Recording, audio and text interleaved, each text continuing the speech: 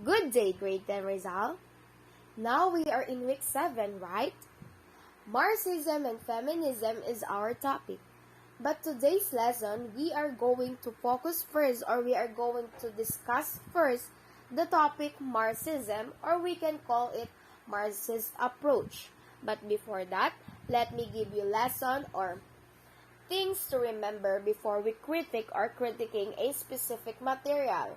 Like, for example, novels, poem, stories, a text, and so on and so forth.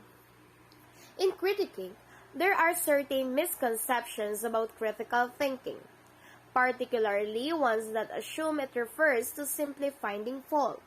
However, critical thinking actually centers on exercising a level of reflective, intelligent judgment on a variety of matter, being able to weigh the merits of a matter as opposed to blindly following or deciding. So, you can notice it says that exercising on a level of reflective. For example, for you to better understand, your teacher gave you a poem, and then after you critique that poem, you have your own reflection, different kind of reflection, because it depends how you understand or how you analyze that specific poem. You have different kind of analysis. So that is exercising a level of reflective. In intelligent judgment, you can notice in a poem, the lines there, the stanza, the words used in that line is very hard to understand sometimes. Not all of the words. Because that word has a symbolism. That's why some of the students or some of the teachers or any person that critique a poem, they are searching for that specific word that is in that line for them or for you to have your reflection or to give the meaning of that line or the whole stanza. So that is intelligent judgment. So next slide.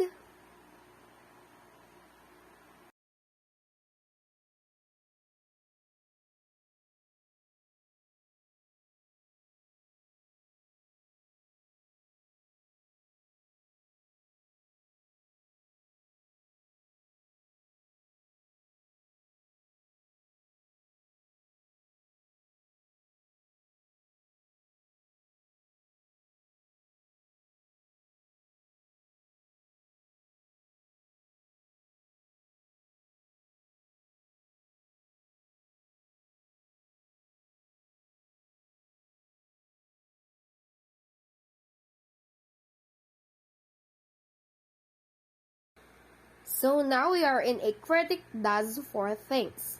Things to remember, okay? First, demonstrates a clear understanding of the material being critiqued, along with the author's purpose and meaning. Second, analyzes that material by dividing it into its main sections or approaching its aspects. That's why you can notice that if we are critiquing a specific poem, we are dividing it per line or per stanza for us to get the meaning and relate it to each other. And then after that, we can have our best reflection for that poem or best or analysis in that specific poem, okay? That is the dividing it into its main sections.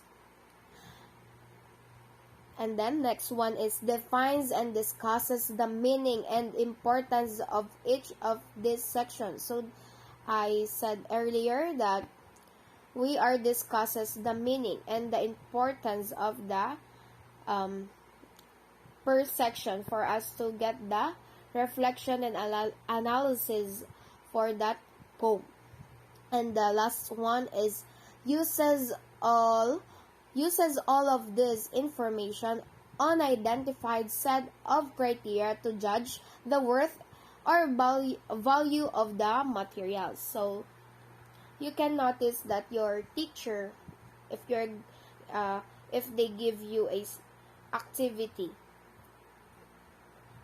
or for example in critiquing, they are giving also a criteria for you to have a flow and also guide for the best reflection or analysis for your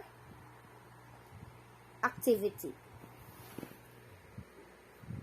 So next we can proceed to the Marxist approach.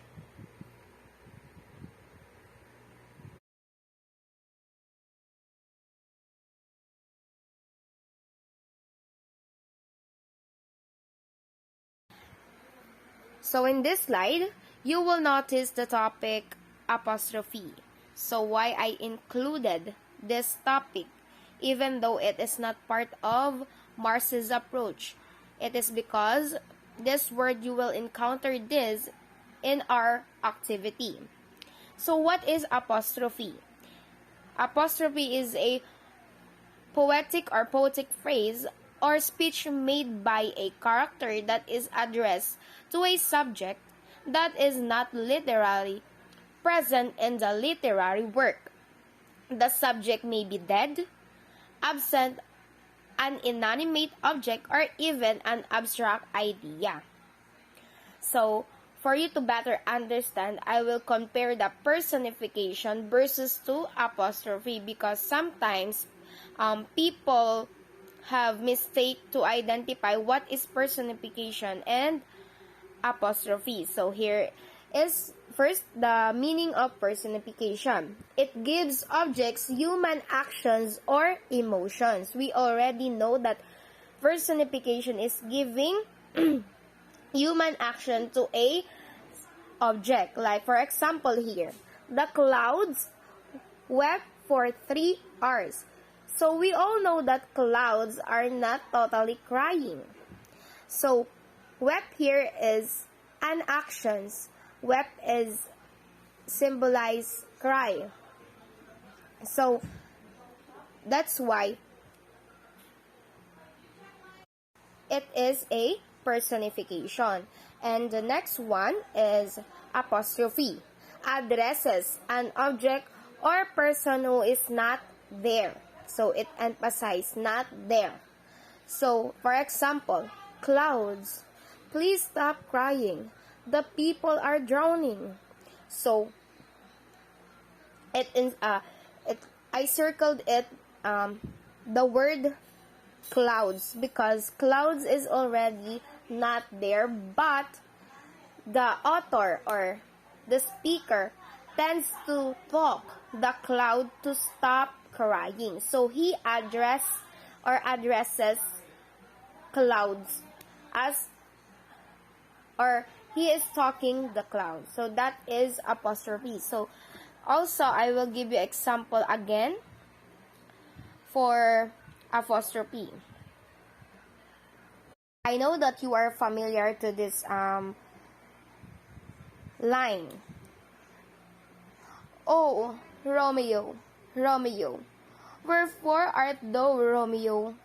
So that line is for Juliet. So this is a kind of apostrophe. Why? Because although Romeo is a living person and he is hiding in her yard and listening to her, to Juliet, Juliet thinks she is addressing to someone who is not present. So that's why this line is a apostrophe. So I hope you understand what is the meaning or definition of apostrophe. So let's proceed. So in this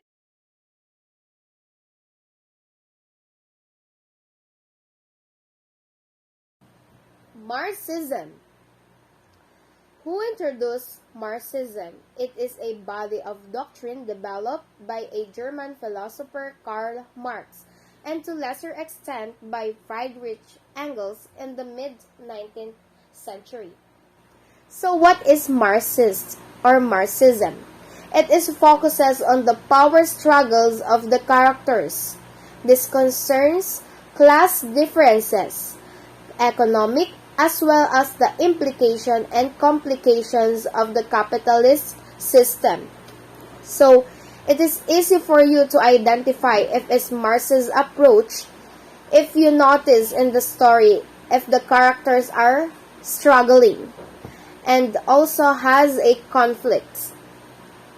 And then concerns in their class differences. When we say class differences like lower class, middle class, upper class, how they are being judged by their class or the treatment based on the class differences and their economic status. And when we say implication and complication of the capitalist system, the people are required to work for the capitalists who have full control over the means of productions and maintain the power in the workplace. So you can notice that in Marx's approach, the characters are struggling in their freedom, justice. So it's easily for you to identify if it's Marxist. So the next one.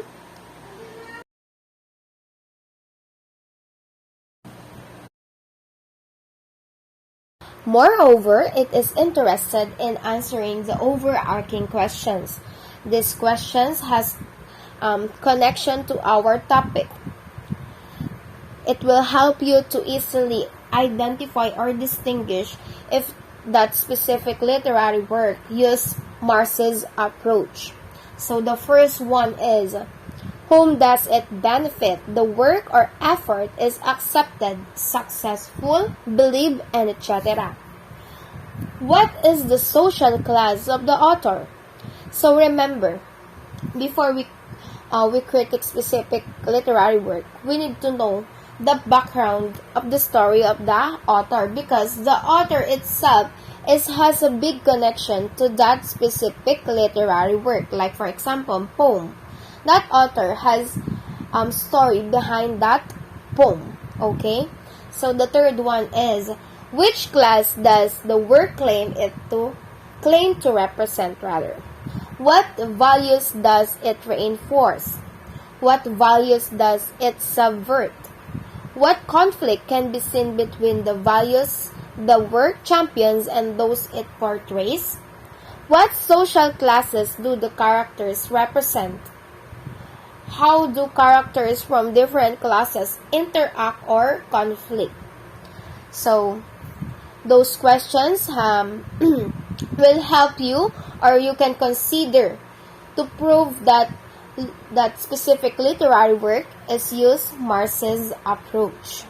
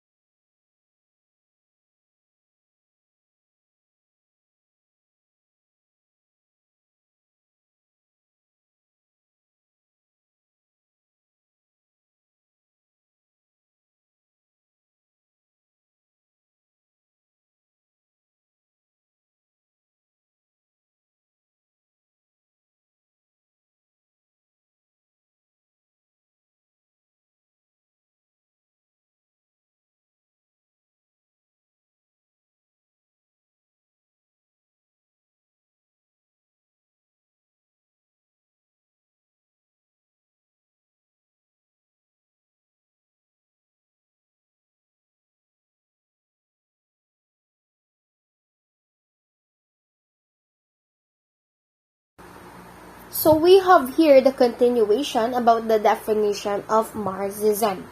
So when we say Marxism or Marxist approach, it is talking about the social classes in overall. So the first one is roles of the powerful and the powerless characters and which group receives much attention. So in this statement, I will give you an example. In a story, there are two characters. A slavery one and a person who is very oppressive. So when we say oppressive in Tagalog, nang-aapi. So in that situation, we can identify who is more powerful, the person who is very oppressive, and the less powerful is the slavery one.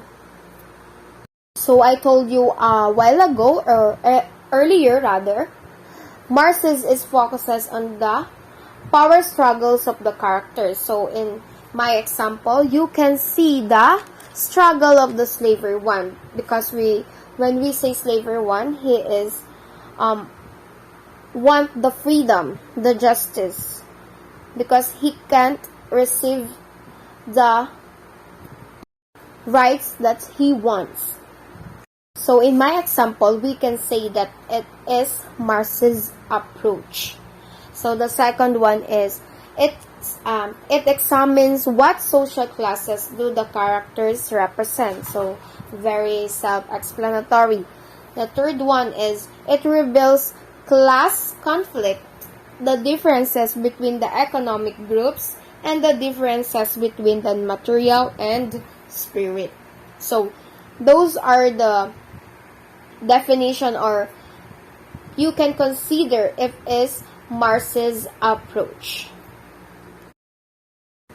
So you can notice here, or you can see here in this slide, the picture of the novel The Adventures of Huckleberry Finn and the movie of The Hunger Games. So those are examples that use Marxist approach. So what is the Adventures of Huckleberry Finn? There are two main characters. The first one is Huck. Huck escaped from his alcoholic father or abusive father, and Huck's adventurous journey down the Mississippi River together with runaway slave Jim. So why did they say slave Jim? Because Jim, if you can notice, he is the one having the black skin or dark skin. Because before, there are rules. If you are born of having a black skin or dark skin, you are considered as a slave. You don't have rights to choose. You don't have to demand. And also, you don't have the freedom to do what you want to do. And then, Huck is the one in the picture of having a white skin. So for you to better understand the story, I will tell it to you. So the story of two characters attempts to emancipate themselves. Huck desires to break free from the constraints of society, both physical and mental, while Jim is fleeing a life of literal enslavement. Much of the conflict in the novel stems from Huck's attempts to reconcile Jim's desire for emancipation with his own.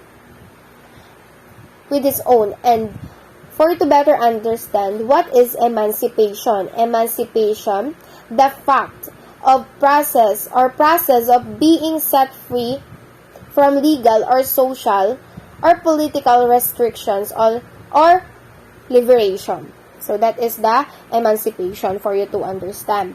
Initially, so you can notice there that Huck is not considering Jim as his friend. He is considering Jim as his slave.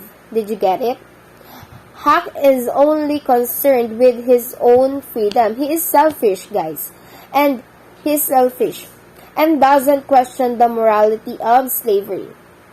But after spending time with Jim, Huck's conscience tells him that he needs to help Jim because Jim is a human being. While Huck faces few legal barriers in his own quest for personal freedom, the stakes are much higher for Jim since it is against the law for slaves to run away. Yes, it is true, guys. In their time, the slaves are they don't have right to run away from being slavery.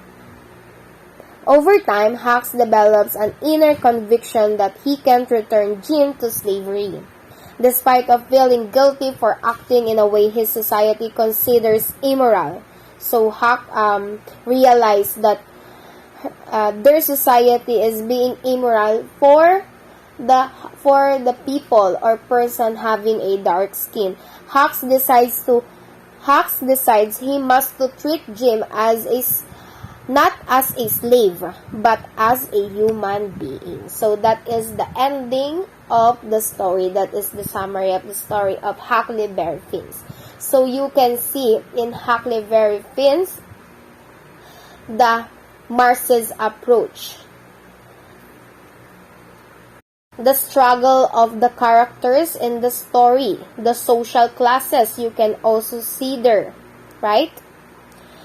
So it is easily for us to understand or to identify it is Marx's approach, the story of Huckleberry Finn. And the next one is the Hunger Games. So what is Hunger Games? In what once North America, the capital of Panem maintains its hold on its 12 districts by forcing them to each to select a boy and a girl, called tributes. They are calling it tributes, to compete in a nationally televised event called the Hunger Games.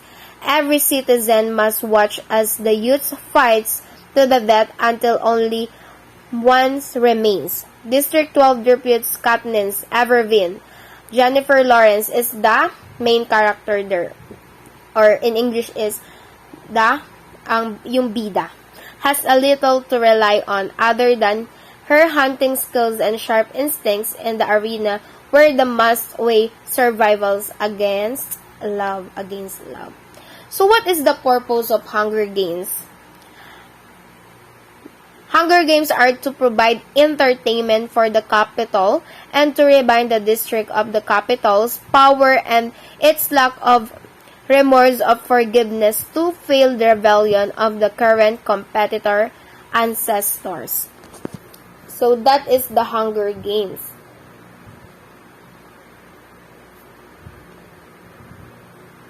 So children, I already watched that movie and it is a kind of somehow very immoral for each representative of by district. There are capital, or we can call it the government. The government there is very a kind of psychopath, and then for them to have entertainment, every district have a representative, and then they will they need to fight in that specific game, and then the only one who will win is he will become no longer a poor. Okay? So, in the Hunger Games, we can notice the struggle also the characters, specifically the main characters and the representative by districts. So Huckleberry Finn and Hunger Games is the best example for Marx's approach.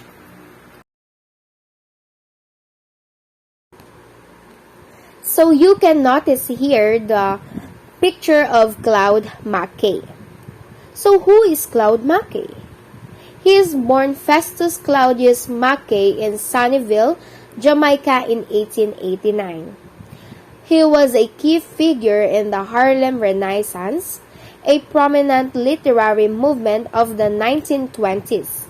His work ranged from the vernacular verse celebrating peasant life in Jamaica to poems that protested racial and economic inequalities.